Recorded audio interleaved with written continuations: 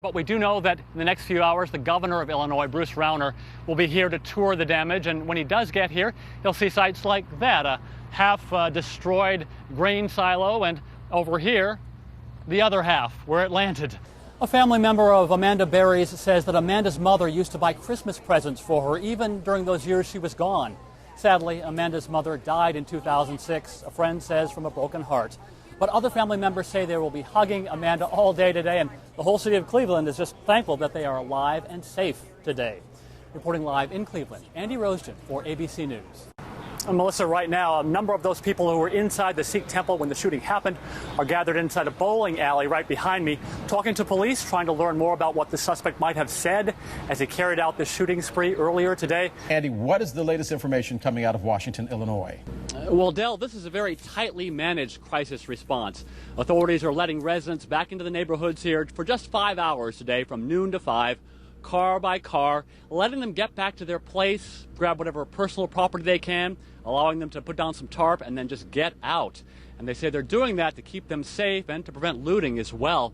We talked to the mayor of Washington today, and he got a little emotional as he talked about the goal for today. Take a look at what all of Chicagoans are dealing with today. It is just a mess. Here in Lamont, a suburb of Chicago about 20 minutes to the southwest, the entire town and all of its 116 miles of streets got shut down for an hour today, just so authorities could deal with the effects of this ice storm. Good morning, Anna. Today is the deadline for cards and letters to be in the post office to get it there by December 25th. And this one is so packed with letters, we can't even open it right now. Now, of course, you might imagine that the postal workers are bracing for a very busy day here. Although we've talked to a number of people who had relatives inside the temple at the time, and they tell us just amazing stories, including one, the nephew of the president of the temple was locked inside a bathroom, calling out on his cell phone, either texting or calling, when the shooting happened.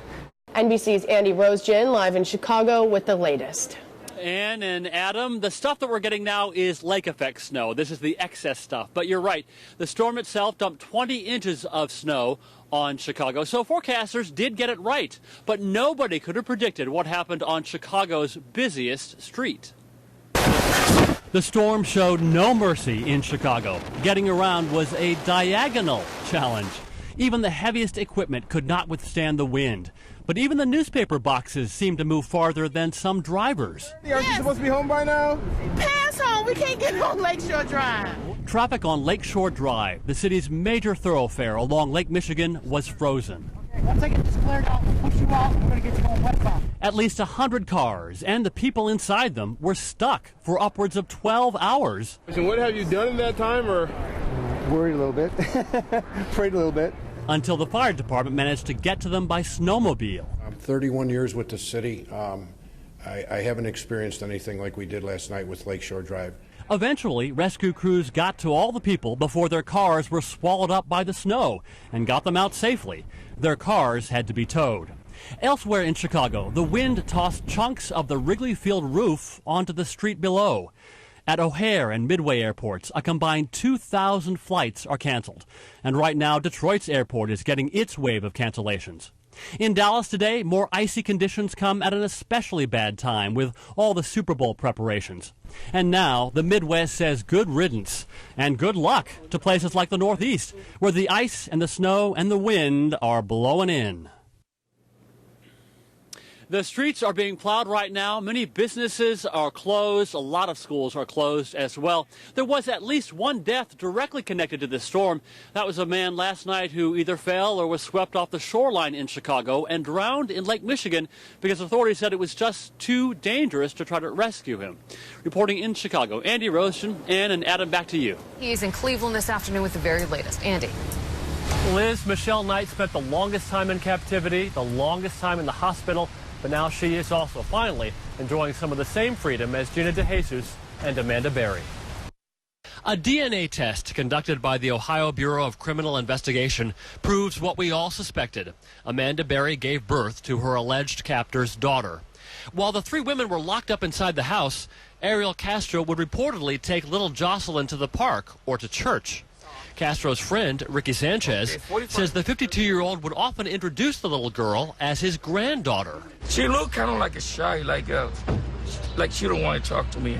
Castro has been charged with kidnapping and rape, and prosecutors say hundreds more charges could be added, including murder for the forced miscarriages. I would absolutely expect the death penalty to be sought in this case. In Ohio, the law is very clear on aggravated murder. And we hear for the first time from the oldest of the three women, Michelle Knight, who was released from the hospital today. She was the first one to be abducted, spending over 10 years in Castro's captivity. She's thanking the community for the outpouring of support and says she is in good spirits. The two other alleged victims are also adjusting to a new reality. Gina DeJesus and her family are now all sleeping in the family living room, together, keeping her company. Amanda Berry had to learn of her mother's passing. Luana Miller made this emotional plea for her daughter's return in 2003. It's just getting too hard. If anybody knows anything about my daughter, I wish somebody would come forward, because somebody out there knows something. Well, Cleveland police confirmed that the FBI took Michelle Knight's name off an FBI missing persons database list about a year after she disappeared because they couldn't find her mom. But police say that they did always keep the case open. Andy Rosen reporting for Channel 7 Eyewitness News in Cleveland. Liz, back to you. Nancy, the organizer insists this march was never meant to be. He says it was supposed to be just the downtown rally, but once the demonstrators decided to walk, nothing could stop them. Equal rights! Angry but energized, defeated in California but determined in Chicago, at least 2,000 demonstrators choked the Magnificent Mile. I think it's a national awareness. I think we need to get this kind of thing on the news so that people know that these rights are not negotiable. It started as a rally in Federal Plaza, part of a national campaign to protest last week's passage of a gay marriage ban in California. Let those people across the street hear you just as louder. Those people across the street support the gay marriage ban. More and more they tend to say if you disagree with them on gay marriage, then you're some kind of a hater or a bigot. We believe that's wrong. But the band's supporters were left behind when the demonstrators took to the streets. What do we want? Equal rights! Their organizer says it was spontaneous. They had no permit to march, no planned route. Is there a permit for people flooding the streets? I don't think so. I mean, people feel passionate about something. Police watched, drivers stopped, shoppers gawked, tourists cheered. One man said he didn't necessarily agree with the demonstrators, but respected them. To be a Chicagoan, I remember seeing the riots when I was back in law school. Looking at the way our Chicago police are handling it, I think this is one city that knows how to handle demonstrations. Police eventually threatened the marchers to wrap it up or risk arrest. They did wrap it up with no arrests. But the protest continues next week. The rally organizers will demonstrate outside a movie theater in Evanston. The theater's owner, they say, has donated $10,000 to the passage of that California gay marriage ban. In the newsroom, Andy Rosen, Fox Chicago News.